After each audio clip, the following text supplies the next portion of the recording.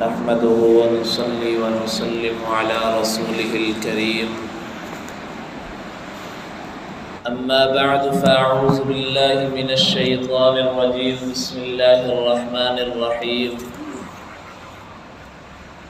يا أيها الذين آمنوا قوا أنفسكم وأهليكم نارا صدق الله العظيم اللهم صل على سيدنا ومولانا محمد وعلى آل سيدنا ومولانا محمد وبارك وسلم ثم صل عليه خاتم النبیین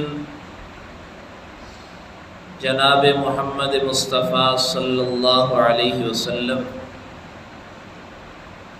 کی شریعت مطہرہ کا یہ امتیاز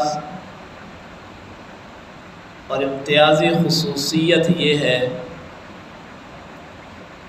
کہ آپ علیہ الصلاۃ والسلام نے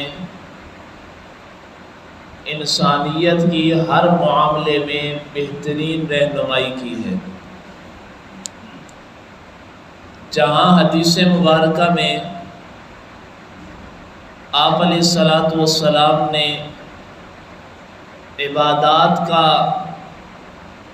عبادات کے متعلق بہترین اور واضح رہنمائی فرمائی ہے، وہاں آپ علیہ الصلاۃ والسلام نے معاشرت اور معاملات کے متعلق بھی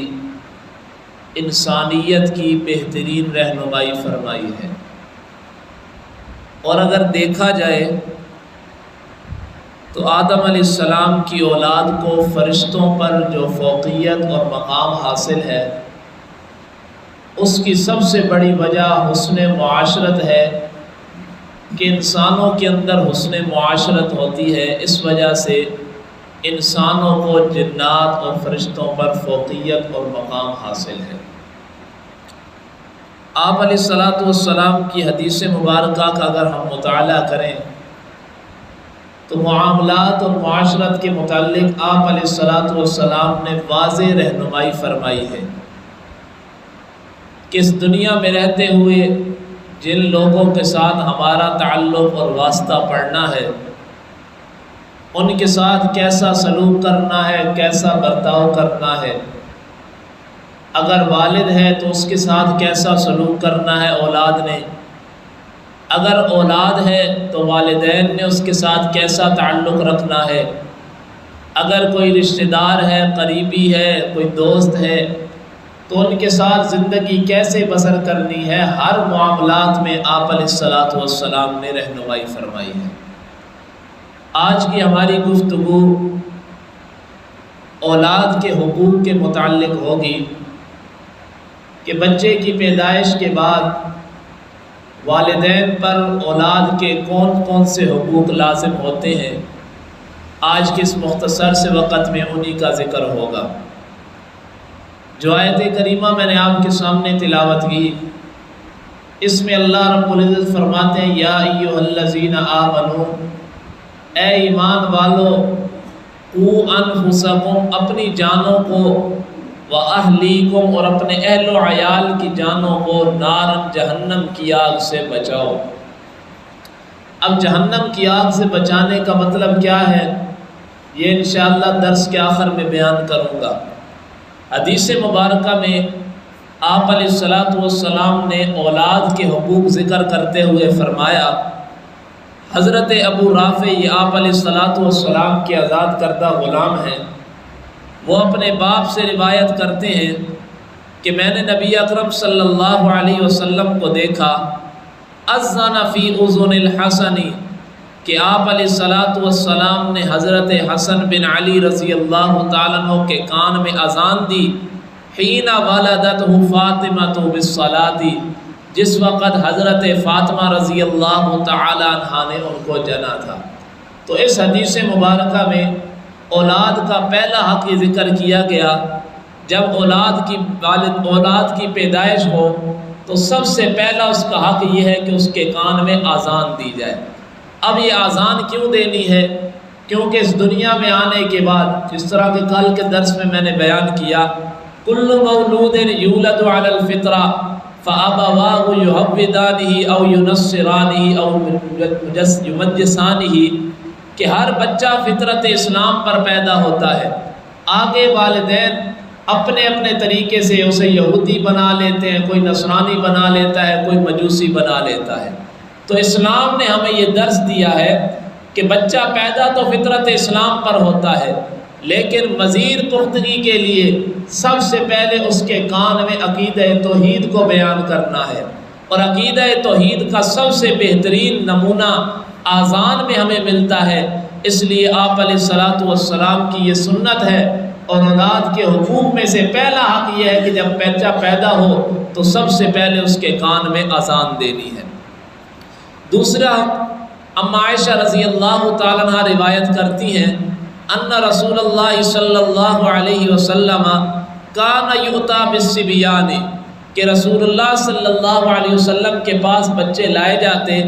فیبرک علیہم، آپ علیہ الصلاۃ والسلام ان کے لیے برکت کی دعا کرتے، ویحنکہم، اور انہیں تحنیک ڈالتے یعنی گھٹی ڈالتے۔ اب اس حدیث مبارکہ میں اولاد کا دوسرا حق ذکر کیا گیا، اور جو کہ حق آج کل بہت کم ہوتا جا رہا ہے، وہ کیا ہے؟ فیبرک علیہم، کہ برکت کی دعا کرنی ہے۔ اب چونکہ اس زمانے میں آپ علیہ الصلاۃ والسلام سے بڑا کوئی متقی، کوئی صالح انسان نہیں تھا، اس لیے صحابہ کرام آپ علیہ الصلاۃ والسلام کے پاس اپنے بچوں کو لاتے، اور آپ علیہ الصلاۃ والسلام ان کے لیے برکت کی دعا کرتے اور انہیں گھٹی دیتے۔ آج کل اس معاملے میں بہت سستی ہے، حالانکہ یہ اولاد کا حق ہے کہ اولاد کے منہ میں اگر پہلی کوئی غذا جائے تو وہ کسی نیک آدمی کی جانی چاہیے۔ تو آج بھی ہمیں اپنے خاندان میں، اپنے علاقے میں دیکھنا چاہیے کہ جو متقی اور صالح انسان ہے، اپنی اولاد کے لیے اس سے برکت کی دعا کروانی چاہیے اور اس سے گھٹی ڈلوانی چاہیے۔ اسی طرح تیسرا حق، حضرت ابو بریدہ رضی اللہ تعالیٰ عنہ سے روایت ہے، وہ فرماتے ہیں کنا فی الجاہلیت، زمانہ جاہلیت میں، اذا ولد لاحدنا غلام،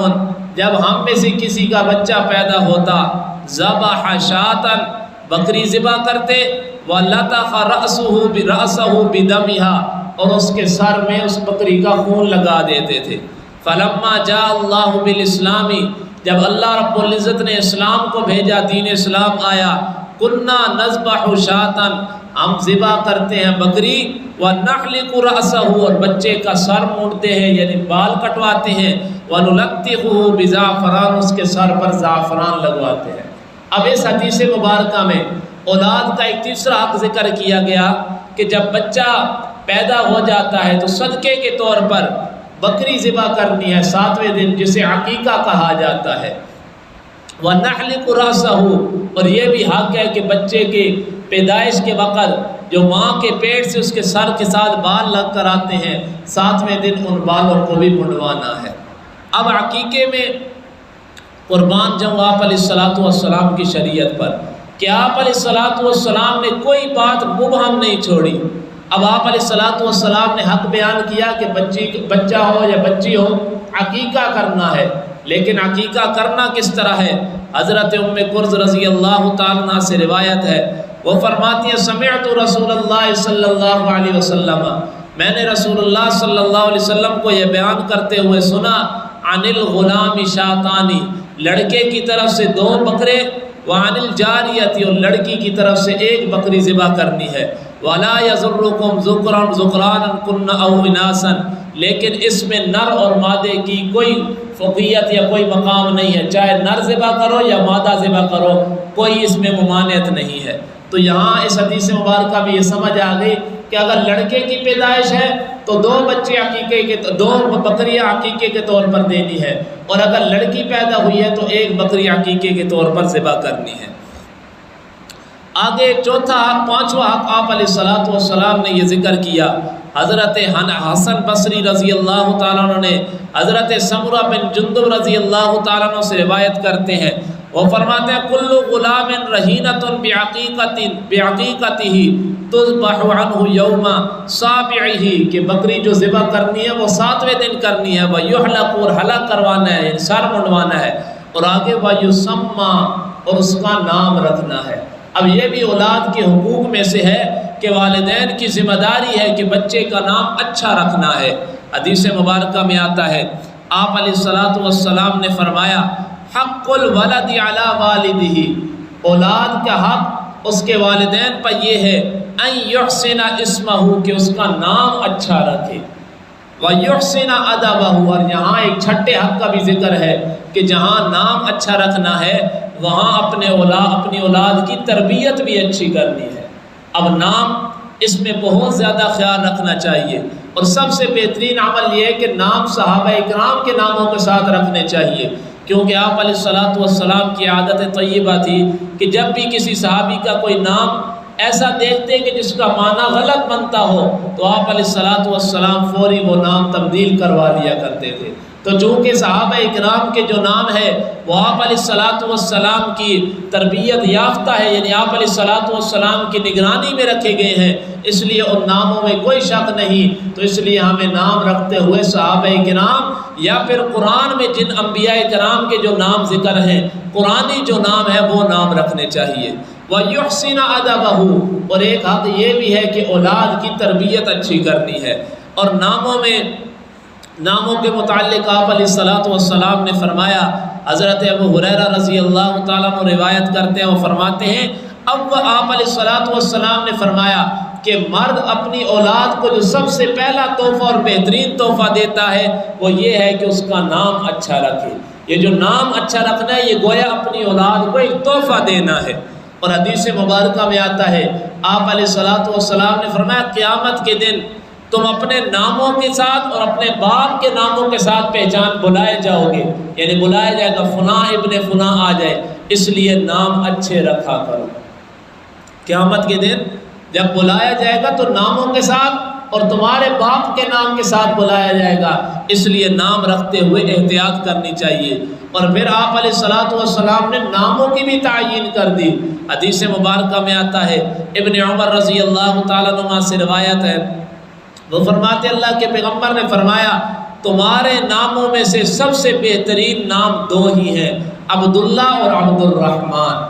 آپ علیہ الصلوۃ والسلام نے فرمایا ناموں میں سے سب سے اچھا جو نام ہے وہ عبداللہ ہے اور عبد الرحمن ہے۔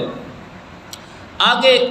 آپ علیہ الصلوۃ والسلام نے حقوق ذکر کرتے ہوئے فرمایا، ابن عباس رضی اللہ تعالیٰ عنہ سے روایت ہے، وہ فرماتے اللہ کے پیغمبر نے فرمایا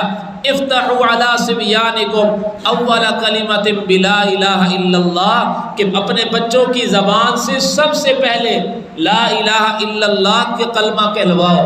وَلَقِّنُوهُ عِنْدَ الْمَوْتِ لا الہ الا اللہ، اور موت کے وقت بھی انہیں کلمہ طیبہ لا الہ الا اللہ کی تلقین کرنی ہے۔ اب یہاں ایک حق ذکر کیا گیا کہ بچہ جب بولنا شروع کرے تو سب سے پہلے